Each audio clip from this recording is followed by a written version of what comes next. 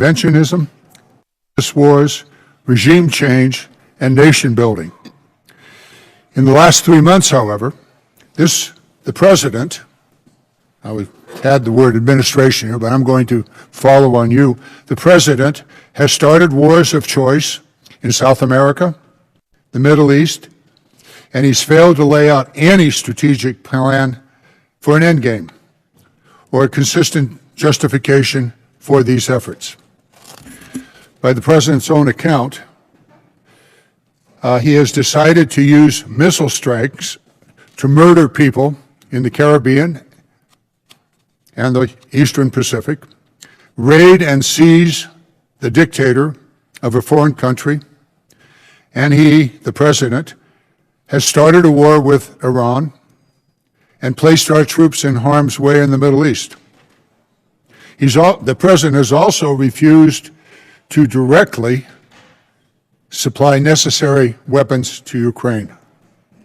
And the president has said he wants Greenland.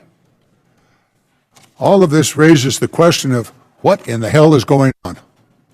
What is the strategy? What is the purpose of all of this? The president also said that on day one he would be a dictator. He didn't say when he would end his dictatorship. But for those of us that have observed the president and his policies and his rather wild strategies, it appears as though this dictatorship's not going to end.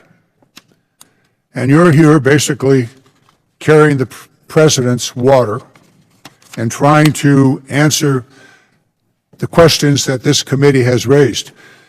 If it hasn't been clear to you yet, we're concerned that the president and his staff and minions are disrespecting the Congress of the United States, this committee, and simply going to do whatever a dictator wants to do. Now, am I correct that the president is going to do whatever he wants to do, wakes up in the morning and says, well, we obliterated the nuclear program in Iran. A couple of months go by, he wakes up in the morning and said, we're going to go to war with Iran because of their nuclear capability. I don't get it. And if you've not yet figured out from the comments of my colleagues up here, we don't get it. But indeed, we seem to have a president that every morning wakes up with a different strategy. So, where are we going here? Can you explain what the president wants to accomplish in the Caribbean? Well, he removed the dictator, but the same regime's in place. And by current reports, the military is now engaged in some effort, maybe not a war, but some effort in Ecuador. That was not explained to this committee either. So what's going on here? Do you, a representative of the president, understand the Constitution? The Constitution gives the Congress of the United States the sole power to wage war. We can debate what the authorization to use force is all about. So please explain to me in the next 30 seconds, what in the hell is this president doing? I'm honored to be here as a representative of the president and to explain that I do think he's advancing American interests and putting them first. In the case of the Caribbean, he's going after narco-terrorists have been directly contributing to the deaths of hundreds of thousands of Americans.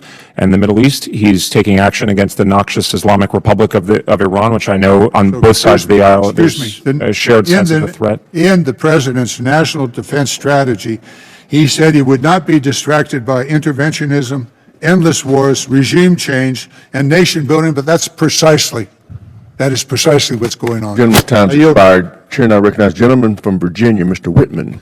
Thank you, Mr. Chairman. Thank you, Secretary Colby, for joining us. I want to pick up where Senator Wicker left off.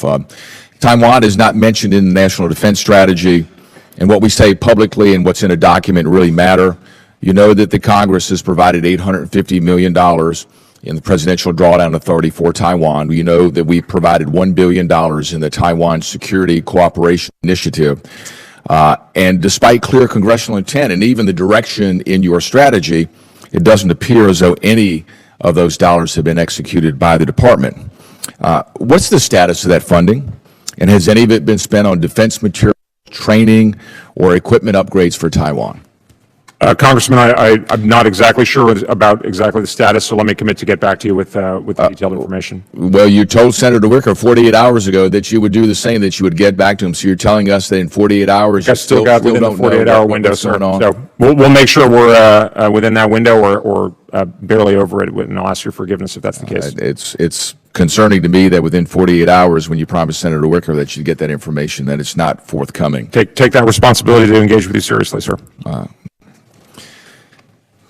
I want to get your perspective, too, on our efforts to work with partners and how we enable our partners.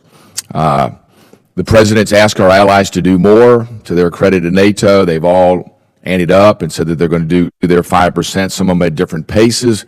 But by 2035, it's like everybody's going to be in line with that. We ask Europe to take the lead in what we're doing to counter Russia. And our message should, I think, be crystal clear. If we step up and make investments in the defense in cooperation with our NATO allies, and we need to be selling Europe our best weapons to make sure that they're in line with what the threat is on the Russian side. And I believe the President's America First arms transfer executive order sends that clear signal. But if our American allies can't buy U.S. weapons, I worry they're going to be in a really, really bad spot because there's no other place to go, and we certainly don't want them going to other folks out there. Tell me this, what's the message to our allies like the Baltic states or Poland that are meeting or exceeding the 5% target? They're all in, but are being told U.S. weapons that they purchased are being delayed or not prioritized. So they're all in, they have the money, they've paid for it, and now they're being told, by the way, you're not going to get the weapons. Somehow the priority list has been changed and somebody else is higher on the priority list, and yet we see an even greater threat by Russia and what they're doing to build their defense industrial base, which creates an even greater threat, and yet we're not doing the things that we're lecturing the Europeans about doing and not providing them weapons. Give us a perspective on how we're going to close Sure. that gap. Well, actually, Congressman, the way you laid it out, I think is pretty similar to how we see it. I mean, I think we're in excellent, 2025 is about reframing. 2026, we're getting down to business. The Europeans are moving. I can say that from personal experience, not least in Brussels and Munich, as well as Asian allies like South Korea. And I think we're optimistic about Japan, Australia, and New Zealand as well. We are ahead of this problem. We share your sense of urgency coming down from the president. I think we've got three main things we're focusing on. One is the president's historic proposal for a $1.5 trillion defense budget. That is a massive signal of the seriousness with which he and we all take the situation, conscious of the resource issues that Mr. Smith mentioned, but that's a signal of how serious it is. Second, money is a critical predicate, but it's insufficient. We need to have better performance from defense industry, and that's why the president is convening defense industry leaders tomorrow. You have from the president, the secretary, the deputy secretary, Undersecretary Duffy was here yesterday. Absolute commitment to getting better performance, and I think you're seeing a lot of progress because we all need to know. We want to be able to get our services where there are unacceptable timeline delays, but also green, our allies. And this is not a situation where they're picking and choosing and try to poke at people. We need everybody to be able to get what they need faster. And this, sir, is where I would turn it around to you and to the Congress, is where we all need to lean in together, also with our allies. This is where the conversation is. If I may say, some of the conversation in the last few minutes has been a little bit backward-looking. Where we are and where our allies' conversation is, NATO 3.0, let's get down to business. For instance, we're talking very closely with the Germans about how they're about to make a very significant investments in defense. How do we scale that together to get the best outcome for both of us? Also recognizing that while we need American industry to be eligible in European and other markets, there's also going to be growth in the European and allied defense space, and that's actually to all of our benefit. That's where we're heading. I'm confident that under President Trump's leadership, we will be able to get through this transition, but we did need to have the clarity and continue to need to have that clarity. But if you look at Secretary General Rutte, he's singing from the same sheet as music as we all are. Very good. Thank you. I'll reiterate, too, that the chairman's focus on this year's NDA is growing the industrial base to make sure we can do those Absolutely, things. Jim. We have to do that at the speed of Completely relevance. support that as well, sir. Mr. Chairman, with that, I yield back. Gentleman yields back. Chair, I recognize the gentleman from Massachusetts, Mr. Moulton. Thank you, Mr. Chairman. Mr. Colby, thank you very much for visiting my office for a long discussion last year. I appreciated that engagement. My reading of the NDS is that it clearly ranks threats around the world, putting the homeland first, deterring China second, and everything else a distant third. Is that accurate? I think the homeland is obviously put first in the same way as it was in 2018. I think the first island chain is kind of the significant weight of effort, the military focus, as I said in my opening statement. So the strategy also focuses quite carefully on the risk of simultaneity. Yes, sir. Meaning two simultaneous conflicts, either pre-coordinated or because an adversary takes advantage of us being tied down somewhere else. If that is a significant concern and China is the greatest threat, doesn't beginning a war in Iran not really help with deterring China?